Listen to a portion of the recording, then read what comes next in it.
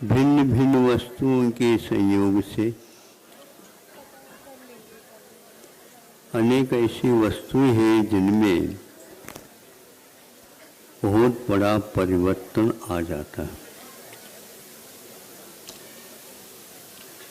इसको सिद्धांत या न्याय के ग्रंथों में नैमित्तिक पर्याय बोलते हैं। निमित्त के कारण इस प्रकार दूसरी वस्तु में परिणम्य होते। एक छोटा सा लेख पढ़ा था, उसमें लिखा हुआ था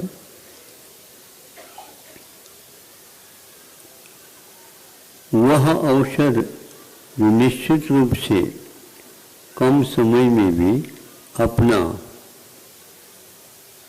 प्रभाव दिखाएगा, लेकिन ये ध्यान रखें बाजार में इस प्रकार के औषध उपलब्ध नहीं होते, क्योंकि बाजार वाले इस प्रकार के औषध निर्माण करने के लिए चले जाएं, उनको घाटा लगता है, क्योंकि वह सेवा के अपेक्षा से बाजार में औषध की दुकान खुली नहीं, किंतु व्यवसाय की अपेक्षा से खुले।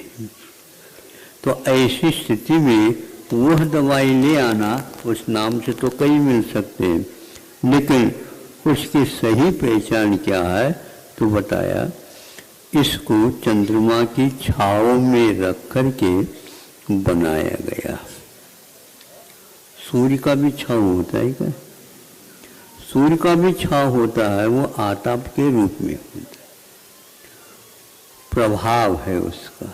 तो ऐसा कहा तो चंद्रमा की चांदनी में रख करके इसको सुखाना पड़ेगा। गीला है और वो सूख जाए तो वह कृष्ण पक्ष में तो कार्य होगा ही नहीं, शुक्ल पक्ष में होगा। लगातार ये कार्य रखेंगे, अवश्य इसका परिणाम निकलेगा। छाया चाहिए।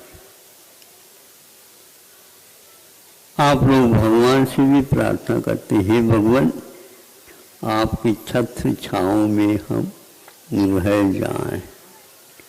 भगवान कहते हैं मैं जब छत्र लगवाता ही नहीं और हमें इस प्रकार का वैभव प्राप्त हुआ, तुम छाया में रहोगे, तो हमारे विचार से ये आपका भावना पूर्ण नहीं हो सकेगी। महाराज आपका आशीर्वाद रहेगा, आपकी छात्र छाव में तो सब कुछ हो जाता है। सब कुछ क्या होता बताओ?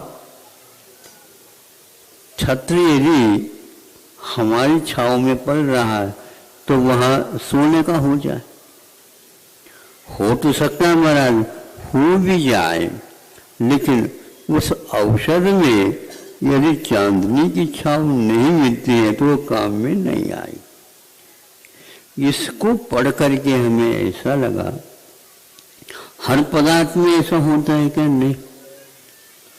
बच्चे खेल कूदते हैं या बूढ़ों के साथ भी हर त्योहार लागू होता है, कजली कजली बोलते हैं। हाँ, उसमें क्या रहता है, गेहूं के बोते हैं गेहूं को, और उसमें जो कुछ भी पानी आदि मिट्टी वगैरह रहते हैं उसको चुबो चुबो करके रखते हैं, तो 2-3 दिन के उपरांत अंकुरित हो जाते हैं, और इतनी अवधि में वो कम से कम 4-5 इंच या 5-6 इंच इस प्रकार के ऊंचे आ जाते हैं। अंतिम दिन में उनको उखाड़ लेते हैं बच्चे, तो यहाँ पर उसको किरीट की भांति पहन लेते हैं और कुछ आप लोग करते हैं। आपने उसके बारे में कुछ परीक्षा की है? 8-10 दिन के लिए उनको बोया गया है, प्रतिदिन उसके लिए पानी पर्याप्त में देते रहे। मिट्टी भी बहुत कोमल अच्छी थी और उसको छाव में ही तैयार किया गया। आपके सामने सामने बोया और आपके सामने सामने ही वह कजली आपका आकर के सामने खड़ी। मैं पूछना चाहता हूँ, उस कजली के जो पौधे के रंग कौन सा है? जल्दी सोच करके बोलिए। हरा होता है।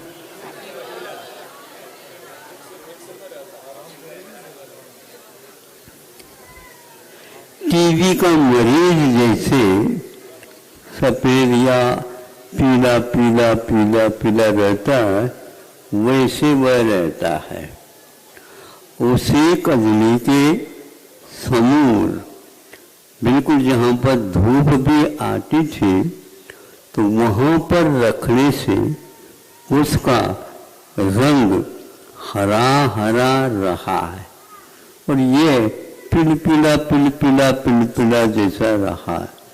इसमें यदि छाया का प्रभाव है तो ये बहुत पुष्ट होना चाहिए था। हमारा दिमाग कहने लगा ये छाया के कारण ऐसो आराम की ओर ये चित्त जला जाता है। नहीं समझे? वैसे सूर्य को देखो, सबसे ज्यादा शक्ति उसके माध्यम से प्राप्त होती। सूर्य के उदय के होने से पूर्व से ही रोगी को भी एक प्रकार से प्रशस्तता का अनुभव होने लग जाता है, और उस श्वास इत्यादि गति में उसको अच्छा अच्छा लगने लग जाता। जैसे जैसे वह दिन में आएगा तो अलग प्रकार का ही उसका ये रहता है, और पसीना आने का भी लगभग यही क्रम रहता है। जैसे जैसे सूर्य तेज होगा, प्रताप उसका बढ़ेगा और वह ऊपर की ओर आएगा। जब सूर्य की छाया आपके ऊपर पड़ेगी, उस समय योग का अध्ययन हो जाता है। इसलिए 12 बजे सामायिक के लिए कहा है। आप लोग भी करते होंगे, किंतु निद्रा देवी की कृपा आपके ऊपर उस समय ज्यादा होती। 12 बजे तो वो भी नहीं, चूंकि उस समय हमें अप्रमत्त रहना आवश्यक है, तो उस समय ये पसीना आ जाता है, सीना हल्का हो जाता है और आपके पास तराई आ जाती। स्वेद जिसको बोलते हैं, उसके निकलने से बहुत बड़े काम हो जाते हैं। सूर्य के पास ऐसी क्षमता विद्यमान है, वह बीज को भी एक प्रकार से पुष्ट बना करके वह आपके साथ प्रस्तुत करता है, तो उसमें कोई भी जीव जंतु कुछ अवधि तक उत्पन्न नहीं होते, और उसका आटा अमर्यादित नहीं होता। किंतु ये ध्यान रखना, उसका यह परिणाम क्यों निकला ऐसा? इसलिए निकला कि ताप आवश्यक है। ताप आवश्यक है। ताप के बिना भगवान के भीतर जो सोई हुई शक्ति थी, वह बाहर नहीं आ पाए। रत्नत्रय से मुक्ति होती है, ऐसी सबकी धारणा तो है, अब मेरी भी धारणा है, लेकिन मेरी धारणा थोड़ी से आगे की भी है। आपकी मैं पूछना चाहता हूँ, है नहीं? सम्यक दर्शन ज्ञान चारित्राणि मोक्ष मार्ग, हमें बोलते हैं, नहीं समझे? बिल्कुल तत्वार्थ तो होना चाहिए, तत्व तो होना चाहिए, सिद्धांत तो होना चाहिए, ज्ञान भी होना चाहिए, आचरण भी होना चाहिए। इसलिए इनके द्वारा सब हो जाएगा। नहीं, जब तक तप की आराधना नहीं होगी, अब कितने भी कर लो, वह आनंद आएगा ही नहीं। तो अन्य समय में आप लोगों को अन्य कार्य करने पड़ते। सामायिक में सामायिक चारित्र दो के तप के रूप में जब वो परिवर्तित तो हो जाता है, तभी उसे केवल ज्ञान होगा। नहीं है तो सर्वाचित तक भले पहुंचाओ, मुक्ति नहीं होगी। आपको क्या चाहिए? हाँ? कब चाहिए? जल्दी जल्दी हो। जल्दी जल्दी हो तो रत्नत्रय को तप के पास ले आओ। तप का काल परमानिवार, उसमें जो क्षमता है, ऊर्जा है, अन्य किसी के पास से नहीं। कि मान लो वस्तु तिनका है, नहीं समझे, वो तिनका है, बिल्कुल ठीक है, कठोर भी है, सब कुछ है, तो रखा है सामने, और उसके ऊपर सूर्य का प्रकाश भी पड़ रहा है, आलोक भी पड़ रहा है। तो जब उसके बीच में एक कांच ले आते हैं, जो उसमें एक विशेष शक्ति रहती है, उसको एंगल के साथ उसके ऊपर छोड़ दो प्रकाश को, तो 10 सेकंड में उसमें आग लग जाती है ना, लेंस के कारण। वह किरणें सारे एक स्थान पर आ जाते हैं, तो उसके नीचे अपने आप ही धुआं उठने लग जाता। वैसे सूर्य प्रकाश से धुआं नहीं उठ सकता। इसी प्रकार रत्नत्रय के पास रह लो तो अपने भीतर ध्यान की धुआं उठेगी नहीं। इसलिए छत्र छाव की बात अब बंद कर। हमें तो आपकी छाव में रहना, हमारी छाया हो तो रहोगे।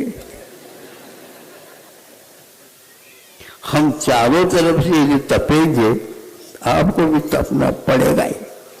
जब सिद्धांत को मंजूर है, रत्नत्रय तप के साथ योग होता है, तो सारे कर्मों को नष्ट करता है। इसलिए रत्नत्रय धारण करके फिर बाद में उसको उस ओर ले जाओ। ऐसे उदाहरण हमारे पास बहुत सारे हैं, लेकिन इतना एक पर्याप्त है। बहुत सारी दवाई लेने से भी गड़बड़ होता है। हाँ, उसके मिक्सचर नहीं होना चाहिए। उसका एक प्रकार से आवश्यक है कि मिला, नहीं तो रत्नत्रय के साथ तप आ जाता है तो यह होता है। हाथ में रोटी बनती है, तवा में नहीं बनती, तवा में सेका जाता है ना। इतना तो देखा, खाते तो हुआ, लेकिन उसकी प्रतिक्रिया कैसी होती है ये भी देखना चाहिए। इससे बहुत ज्ञान होता है।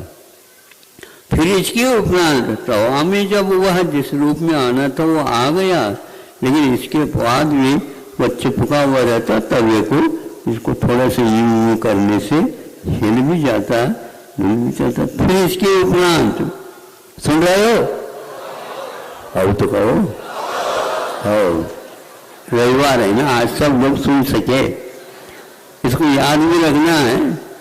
फिर इसके उपरांत उस तवे में से रोटी को निकाल अपने हाथ में लेते। ऐसे नहीं खाएंगे एकदम, किंतु पहले सेवड़ी या चूर वगैरह होते थे, उसके सामने रखते। नहीं समझे? आग के ऊपर नहीं रखते अभी, इंगाल तो यह इसके द्वारा पकना प्रारंभ करता है। तवा में ऐसा नहीं होता। इसको यहाँ पर आग के साथ पास रखते ही वो फूलने लग जाता है। नहीं समझे? देखा है? फूलता है। फिर इसके उपरांत उसको इंगाल के ऊपर इसको रख देते हैं। उसमें जो कुछ भी पानी का अंश है वह पूरा का पूरा भास हो जाता है। यदि मान लो भीतर की वह भास बाहर नहीं आता, थोड़ी बहुत उसको उंगली लगा करके यूं करते हैं तो अपने आप ही भीतर से ये क्या है, एक तप है। अब वो खाने योग्य होता है। इसलिए रत्नत्रय में स्वाद नहीं आता, किंतु तप के आराधना होने से वो रोटी खाने योग्य है। छत्र छाव में रह करके आप इस प्रकार की रोटी को बना नहीं सकते। ये बनाते भी हैं, बेलन हिलाने मात्र से ऐसा नहीं, वो फूलता नहीं। बिना फूले आप फूल करके खा जाते हैं, पेट में वह गड़बड़ करता है। इसलिए विज्ञान कहता है कि भैया तप का प्रयोग करो, बिना पैरों में कोई भी पादत्राण नहीं पहने और सुबह और शाम तक आप चलते रहो दोनों वक्त। ये समझे, चुभ जाते हैं, अरे चुभना ही चाहिए। जो कुतत्व भीतर पहुंचा है वो बाहर आ जाता है। ऐसे कई स्थानों को देखा, एकदम बिल्कुल इतने गड़े हुए लगते, गड़े ने गड़ा करके रखते और उसके ऊपर भागने के लिए कह देते। इससे भीतर की विकार बाहर आ जाती। 12 प्रकार के तपों के द्वारा अच्छे ढंग से आपकी बाहर निकलने वाला है। शुद्धम को भी ऐसा नहीं कि हाँ हम तो अभी छोटे तो कोई नहीं होता, आत्मा तो एक सी उम्र वाली है। अब छत्र छाव की बात मत करो, यह छाया ही, ये छाया एक प्रकार से श्रद्धा का विषय होना चाहिए। भगवान ने जैसे तप किया है उसी प्रकार तप हमें अपनी योग्यता के अनुसार करना चाहिए। इसलिए बच्चों को ज्यादा लाड़ प्यार नहीं समझे, मेरा लाड़ प्यार के बिना उनका विकास कैसा होगा? अब आपका क्या विकास होगा मैं लाड़ प्यार करूं? बोलो, ऐसे नहीं, लाड़ प्यार करने से ही विकास रुकता है। ऐसा जो शुद्धान करता है उसी को मैं समझता हूं ये वक्तव्य का आशय समझ में आ गया। समय हमारा पूर्ण हो गया। रविवार हो या शनिवार हो या कुछ भी हो, क्योंकि हम रविवार के दिन यदि प्रोटीन देते तो उसी दिन दें, लेकिन यहाँ की खुराक अलग है, नहीं समझे, इसलिए प्रतिदिन देना पड़ता है। इसलिए हम इसको रविवार मान करके ही वक्तव्य दे देते हैं और आप लोगों को भी कहते हैं ये रविवार समझ करके ही कर लेना। ज्यादा भीड़ आ जाती है तो समझते हैं रविवार है, लेकिन आज भीड़ रहती है तो इसमें प्रतिदिन रविवार मना लो। कोई मना करता है क्या? यदि आप लोगों को फुर्सत होती है तो उतना 10-15 मिनट बहुत हो जाता है। अहिंसा परमो धर्म।